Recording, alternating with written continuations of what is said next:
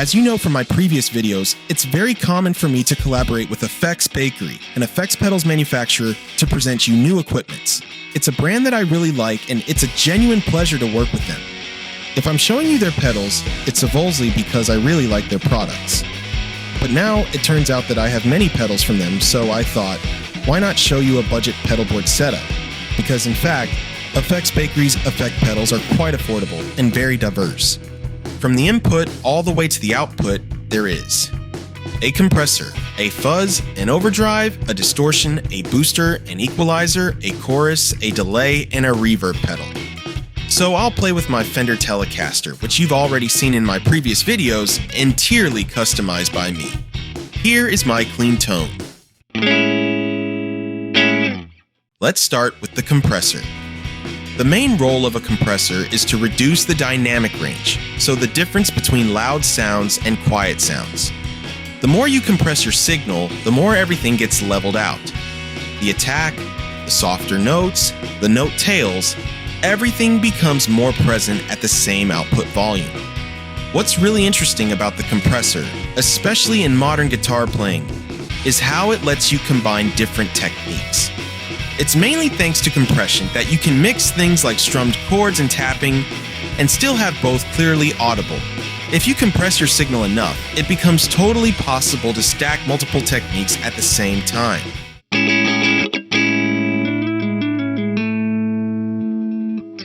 Without a compressor, it's much harder to make tapping notes stand out, simply because the volume difference between strummed chords and tapping is huge.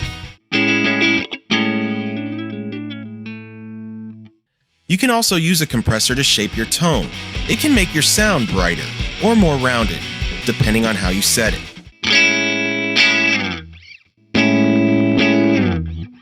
And finally, you can use a compressor as a booster, basically to increase your output volume.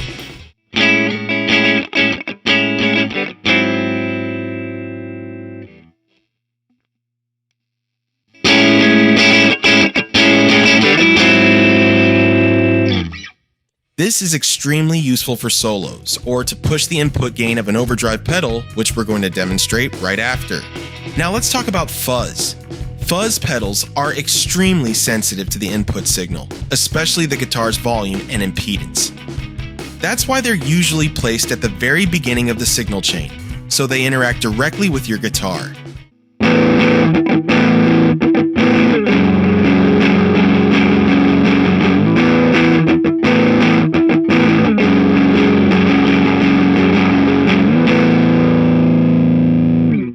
What's really interesting with a fuzz pedal is that you don't always need to crank the gain. You can set it pretty low and still get a usable tone.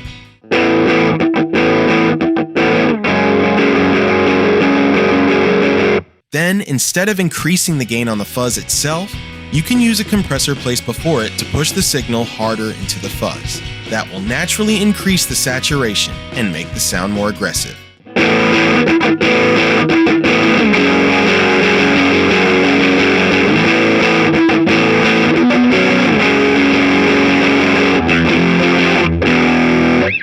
Just keep in mind that a compressor won't behave exactly like a traditional gain control.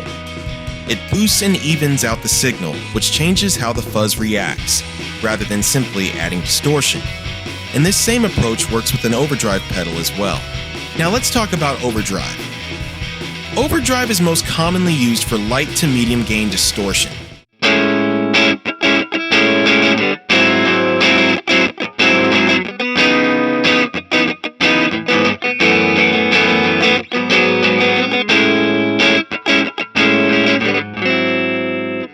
It's extremely useful in J-rock because a lot of Japanese rock uses richer chords with added notes and extensions. If you use too much distortion, those chords can easily lose clarity and just turn into noise. That's why it's often better to keep the gain relatively low when you're playing rhythm parts in this style, so every note in the chord can still be heard.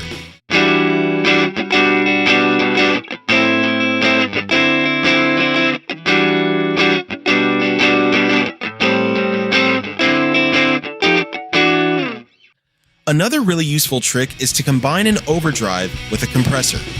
This allows you to keep a lower gain for sections like the verse, and then push the signal harder for parts like the chorus, giving you more saturation and energy without changing pedals.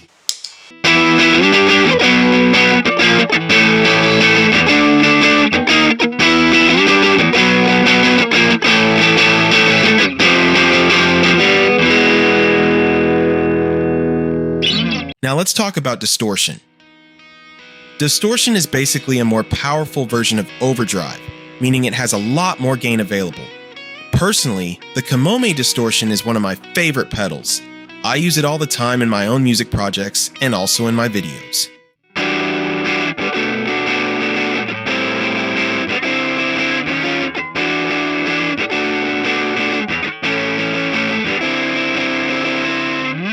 Usually, even though I really like the sound of this pedal, I still prefer to keep a lighter gain in a J-Rock context. So instead of using it as a full distortion, I actually use it more like an overdrive, with the gain set very low.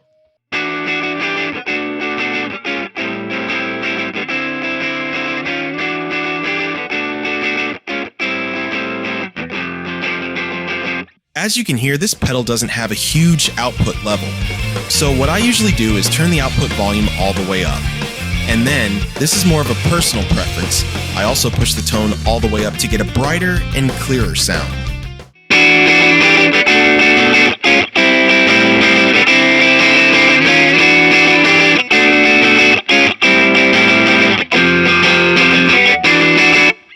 And just like with overdrive and fuzz, you can combine it with a compressor.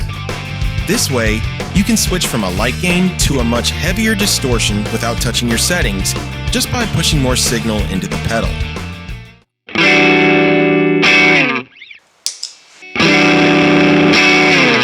Now let's move on to the booster. As I mentioned earlier with the compressor, you can already use a compressor as a boost, meaning you increase the output volume of the pedal. But there are also pedals that are specifically designed to boost your signal without really changing its character. Those are called boost pedals. Some of them can slightly affect the tone, but most of the time, their main purpose is simply to increase the output level. So, what's the point of a booster? If you place it before an overdrive or any gain pedal, just like we did earlier with the compressor, it will push more signal into that pedal. And that means more saturation, more distortion. But if you place it after your drive pedals, like we're doing here, it won't really add more distortion. Instead, it will increase your overall volume. So you're not getting more gain, you're just getting louder. And that's extremely useful, especially in a live situation, for example during a solo, when you want to stand out from the rest of the band without changing your tone too much. Now let's move on to the EQ pedal, the equalizer. This is a pedal that's very often underrated, even though it lets you shape your guitar sound frequency by frequency. For example, here's a clean tone.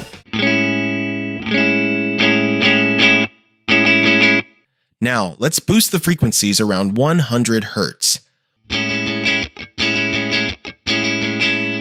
Now 250 Hz.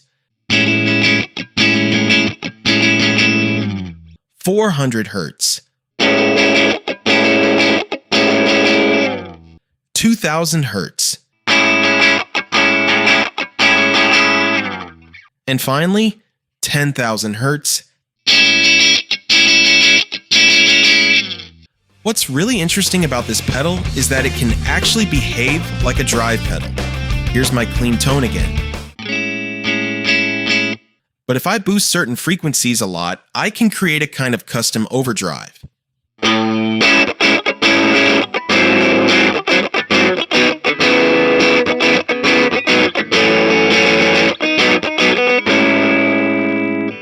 And contrary to what you might think, it's not necessarily the amp saturating because of the volume.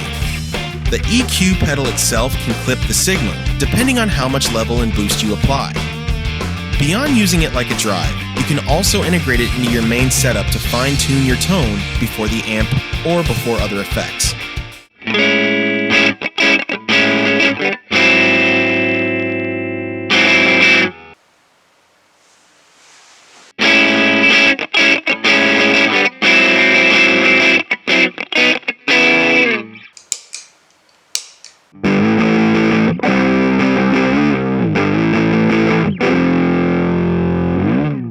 Another really useful trick is to use the EQ as a boost, just like a boost pedal or a compressor. This time, instead of boosting specific frequencies, you raise the overall output level. That means you can not only get louder, but also shape your tone at the same time. For example, you can highlight certain frequencies for a solo, or clean up a high gain tone that feels too muddy.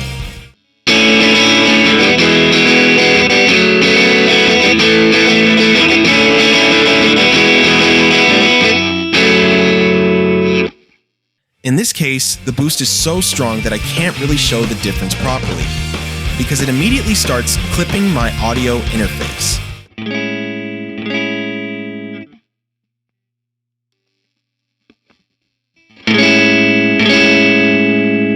Now let's move on to the chorus pedal. Just like the EQ, the chorus is often underrated, even though it's the effect that gives you that wide, shimmering, almost vibrating sound you hear in a lot of J-rock tracks.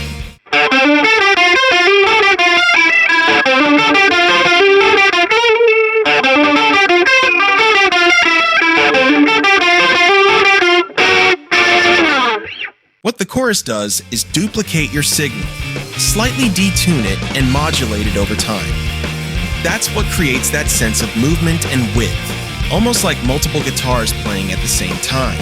Now let's talk about delay. A delay pedal lets you add echoes to your guitar sound, which makes it feel more natural and more spacious in the overall mix.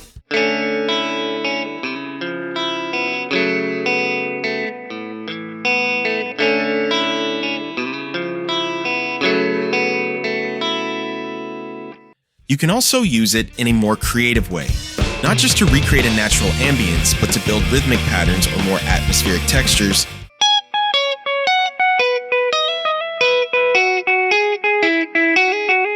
And finally, reverb. Reverb is what gives you that sense of space, like playing in a large room, a hall, or even a cathedral.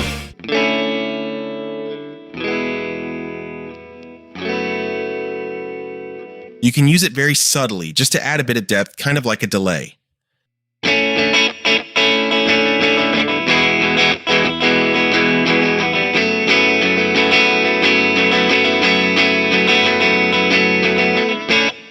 Or you can push it much further for more ambient and creative sounds.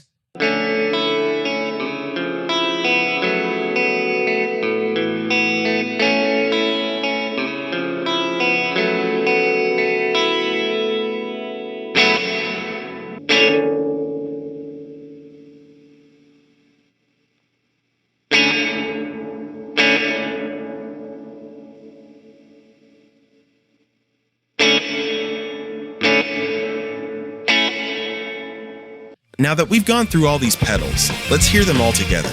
And don't forget to subscribe, and let me know in the comments which pedal was your favorite.